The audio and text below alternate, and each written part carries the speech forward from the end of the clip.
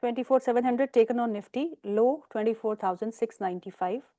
A little bounce back, but let's see how the day ends. बहुत मुश्किल लग रहा है। अंकुर मोदी का सवाल है और ये सवाल है BEL और CDSL पे। वो पूछ रहे हैं आपसे, इस गिरावट में क्या हम और एक्यूमुलेट कर सकते हैं, एवरेजिंग कर सकते हैं? Please suggest. तो BL के तो नतीजे आज जैसे आप भी बता रहे थे, मुझे तो पता नहीं था। तो लंबी अवधि का नजरिया तो खरीदारी की राय है भारत इलेक्ट्रॉनिक्स पर। CDSL के नतीजे पिछले हफ्ते आए थे कि तो थोड़ी बहुत निराशा थी आय और वगैरह को लेकर, शुद्ध मुनाफा को लेकर के। ये क्षेत्र अच्छा लगता है, यानी कि भारतीय शेयर बाजार, इंडियन कैपिटल मार्केट्स। और हमारा ये भी मानना है कि अगर शेयर बाजार अच्छा करेंगे, भारतीय शेयर बाजार अच्छा करेंगे, तो उससे जुड़ी हुई कंपनियां भी सक्षम मजबूत कंपनी अच्छा करेगी। एक कंपनी जहां पर खरीदारी की राय है वो है computer age management services, CAMS. ये कंपनी हमें अच्छी लगती है, रिसर्च टीम की तरफ से खरीदारी की राय है। और NSDL के IPO पे क्या करना है? वो भी कैपिटल मार्केट से जुड़ी हुई है। अब थोड़ा समय तो दीजिए हमारी टीम को, वो तो बनाएंगे ना, रिपोर्ट बनाएंगे, IP नोट बनाएंगे, तभी तो चर्चा करेंगे। लेकिन मूल्यांकन जो ग्रे मार्केट में प्राइसिंग थी और जो मूल्यांकन सुनने में आया है गीतू, उसमें डिस्काउंट यानी कि अंतर कुछ ज्यादा है। करेक्ट। और जो सजेस्टेड प्राइस बैंड है इसका, वो है 760 to 800 रुपीस। और ग्रे मार्केट में जो है वो करीबन 1250 के आसपास था, वहां से कट के अब 1020 के आसपास प्रीमियम है। पर यस, HDB का भी यही हाल था, क्योंकि वहां पे भी प्रीमियम बहुत ज्यादा थे GMPs। फिर उसके बाद जो लिस्टिंग हुई और प्राइस बैंड आया, वो that was on discount. Mohammad Saif का सवाल है, वो कैस्ट्रोल इंडिया के बारे में पूछते हैं और विप्रो और इन्फोसिस में क्या करना चाहिए। Castrol India, Wipro and Infosys में अब क्या करना चाहिए? देखिए, हमारे जो लक्ष्य उसके करीब है कैस्ट्रोल। लंबी अवधि के लिए नतीजों पर निर्भर होगा कि क्या परिवर्तन लक्ष्यांक में करते हैं। इन्फोसिस में लंबी अवधि का निवेश है, खरीदारी की राय है। विप्रो पर नतीजे बहुत ही निराशाजनक थे, हमारी बिकवाली की राय है। ओके। सो ओवरऑल IT में इस समय क्या करना क्या चाहिए? क्योंकि IT को लेके बहुत सारे लोग पॉजिटिव थे बिफोर द अर्निंग्स।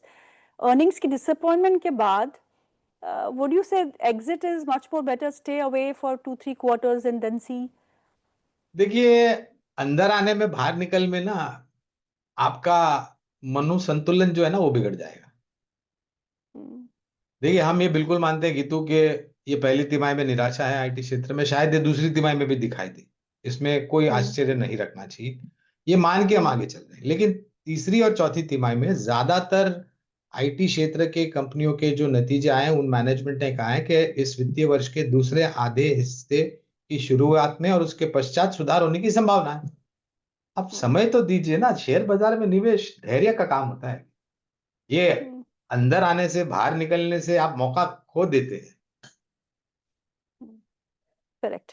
अमोल का सवाल है ATGL पे। ATGL में एवरेज करे क्या, वो आपसे पूछ रहे हैं।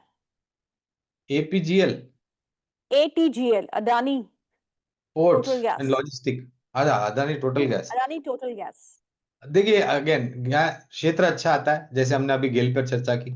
इसके अलावा महानगर गैस लिमिटेड जैसी कंपनियों पर खरीदारी की राय है। अडानी टोटल गैस, बातें बहुत सुनी है, योजनाएं काफी है। अब कवरेज न होने के कारण विशेष रूप में टिप्पणी नहीं कर। किरण का सवाल है, पूछते हैं क्या ऐसे डिप में जो आज बाजार में देखने को मिल रहा है, इसमें HAL BEL खरीद लेना चाहिए या वेट करना चाहिए? BEL है, फिर कोचिन शिपयार्ड HAL, है, इसके ओके। अलावा भारत BEML जैसी कंपनियां हैं।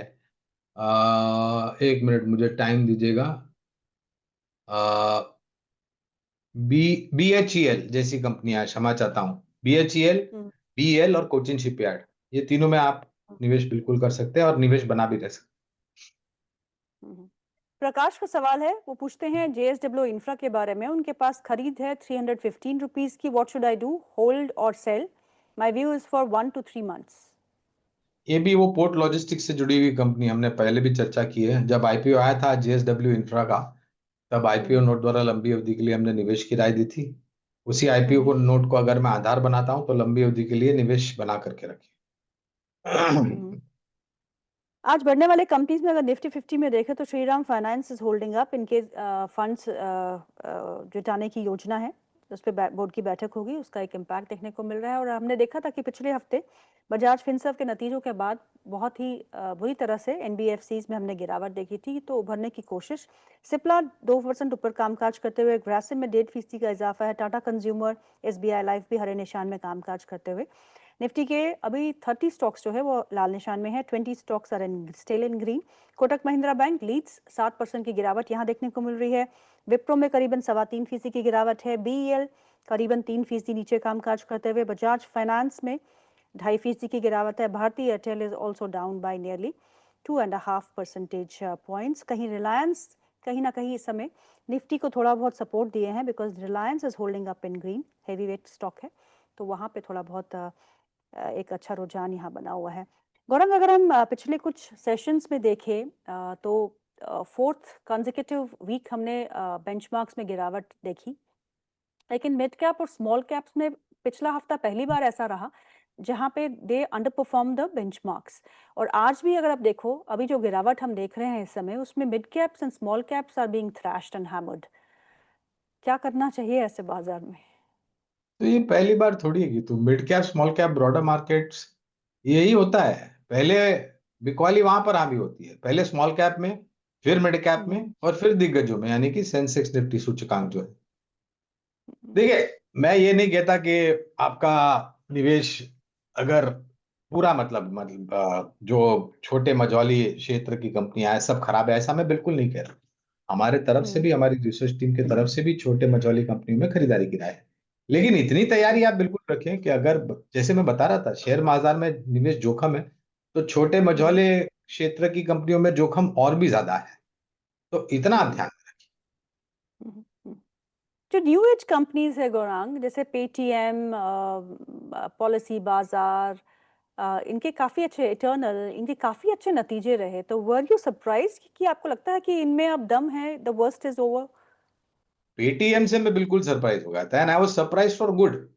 क्योंकि जो इतिहास रहा है इसका, आईपीओ के समय, आईपीओ की वैल्यूएशन, लिस्टिंग, और फिर धड़ाम से नीचे आना, फिर आरबीआई की पाबंदी वगैरह वगैरह वगैरह। तो I was pleasantly surprise with Paytm results, और मैं उम्मीद करता हूं कि मैनेजमेंट अपना प्रयास प्रयास करेगी आने वाले तिमाहियों में भी इससे बेहतर नतीजे लाने के लिए। पॉलिसी बाजार, I think it is one of the leaders in this platform, likely Zomato. आप देखिए, वो भी एक न्यू एज टेक कंपनी के रूप में ही है। नतीजे कैसे आए और फिर क्या बेहतर तरीके से री रेटिंग हुई। और हमारा तो इतिहास रहा है चर्चा के ऊपर, जोमैटो को लेकर के, इटरनल को करेक्ट। लेकर के। तो मुझे लग रहा है कि ये न्यू एज टेक कंपनीज, बशर्ते कि ये अपना एक्सपेंडिचर कंट्रोल में रखेगी। फार्मा स्टॉक्स तो देख लेते हैं। लॉरस लैब्स के नतीजे काफी अच्छे रहे, स्टॉक आज 7% ऊपर है, अपने 52 हफ्ते के उच्चतम स्तरों पे, ऑल टाइम हाई 892। गिरते हुए बाजार में भी 6.5% का इजाफा इस स्टॉक में देखने को मिल रहा है। फार्मा स्पेस में गौरांग आपको क्या पसंद है? ये तो वैसे तो बहुत लिस्ट काफी लंबी है, लेकिन आज सिप्ला है, डॉक्टर क्षमा चाहता हूँ, डीवीज लेबोरेटरीज है, ग्लैंड फार्मा करके एक कंपनी है, नैटको फार्मा है, ऑरबिंदो फार्मा है, ये सब कंपनियां हमारी खरीदारी की सूची में है। अगला सवाल ले लेते हैं। अलंकृत वर्मा का सवाल है, वो पूछते हैं कि I am a big fan of Gaurang sir, I want your review on Zomato, Dixon technologies, Procter and Gamble health, Thyrocare technologies. 4 stock दिए हैं आपको। भैया, चारों स्टॉक अच्छे हैं। इसमें से एक ही पर टिप्पणी करूंगा, जोमेटो, और मेरे ख्याल से इनके मन की बात हमने पहले ही चर्चा कर ली जोमेटो को लेकर के। करेक्ट। लेकिन बाकी जो कंपनियां वो भी सक्षम, मजबूत है, कवरेज नहीं है, इसलिए बाकी तीन कंपनियों पर टिप्पणी नहीं करूंगा। और जोमेटो पर जैसे हमने बताया, हमारा नजरिया सकारात्मक है जोमेटो को लेकर के। नरेश दत्ता जी का सवाल है, वो आपसे पूछते हैं, कृपया स्टील अथॉरिटी के भविष्य के बारे में बताइए, क्या मैं इसमें इन्वेस्टमेंट कर सकता हूँ मौजूदा भाव पे? आपने पहले ही बता दिया कि आपको सेल से बेटर जो है वो टाटा स्टील ऐसी कंपनियां लगती है, एक बार फिर रिपीट कर दीजिएगा गौरांग सर। तो हमें लग रहा है, देखिए, सेल के ऊपर तो कवरेज नहीं है, इसलिए विशेष रूप में टिप्पणी नहीं करूंगा। Tata steel, JSW steel, JSPL, Hindalco, Vedanta और हिंदुस्तान जिंक, ये हमारी खरीदारी की सूची में है रिसर्च टीम की तरफ से। मोहित दुबे जी का सवाल है एंथम इन्वेस्टमेंट को लेके। उनके पास एंथम इन्वेस्टमेंट के 25 शेयर है जो उन्होंने 1180 के भाव पे खरीदे हैं। What should I do? मैं क्षमा चाहता हूँ, कोई ज्ञान नहीं है मेरे पास इसको लेकर। नतीजों को देखते हुए गौरांग, कोई ऐसा सेक्टर जो आपको लगता है छिपने के लिए अच्छा है? नहीं, छिपने के लिए तो जगह ही नहीं है शेयर बाजार में। शेयर बाजार में चोर पुलिस खेलना अनिवार्य नहीं है, और ना ही आपको लुप्पा छुपी खेलने की जरूरत है, क्योंकि ऐसी कोई जगह जी। ही नहीं है। शेयर बाजार नीचे आएगा तो सब क्षेत्र नीचे आएंगे, उस क्षेत्र से जुड़े हुए स्टॉक्स नीचे आएंगे, कुछ कम आएंगे, कुछ ज्यादा आएंगे, कुछ धड़ाम से गिरेंगे, कुछ संभलने का प्रयास करेंगे। I think pharma health care Geetu, uh, मुझे थोड़ा बहुत सकारात्मक ऊर्जा उत्पादन, शेयर बाजार से जुड़ी हुई कंपनियां, मैं क्षेत्र के ऊपर टिप्पणी कर रहा हूं केवल मात्र, रक्षा क्षेत्र से जुड़ी हुई कंपनियां। तो ये कुछ 4-5 क्षेत्र है जहां पर आप मौके तलाश कर सकते हैं। मैं सेफ या फिर सुरक्षित की तो बात ही नहीं करूंगा। अब डिसाइसिवली 24,700 के नीचे निफ्टी समय कामकाज करते हुए 24,885 का लेवल यहाँ पर देखने को मिल रहा है। गौरंग, कहीं ना कहीं ये लगता है कि FIIs have been quite smart, क्योंकि उन्होंने पिछले इस महीने में देखे अब तक तो 30,000 करोड़ रुपए की बिकवाली कर चुके हैं। Wise DIIs who are you know piled up with money, they have been investors, 39,000 crore की उन्होंने इन्वेस्टमेंट की है इक्विटी मार्केट्स में। एक ऐसा ट्रिगर जो आपको लगता है कि बाजार को संभाल सकता है, any one thing that you think कि इस समय अगर ऐसी कुछ होता है तो बाजार संभल सकता है? ये एक बात जो बाजार में मैंने मैंने जो मेरा जो अनुभव रहा है कि तू शेयर बाजार से जब से मैं जुड़ा हूं, एक चीज जो बाजार सबसे अहमियत देते हैं वो है मूल्यांकन, नतीजे और आंकड़े। आखिरकार शेयर के दाम किसके आधार पर और किसके बलबूते पर चलते हैं? तो जो कंपनी आमदनी रिपोर्ट करती है या घोषणा करती है नतीजों के, उसके आधार पर। टेक्निकल्स अपने जगह पे है, मैं टेक्निकल्स को मैं चुनौती नहीं देना चाहूंगा, वो अपनी जगह पे सही है, मैं मेरे जगह पे सही हूँ। लेकिन एक जी। चीज जो बाजार महत्व देता है सबसे पहले, वो है नतीजे। अगर नतीजे अच्छे आते हैं तो बाजार अपने आप को रीरेट कर लेगा, अगर नहीं है तो करेक्शन आएगा।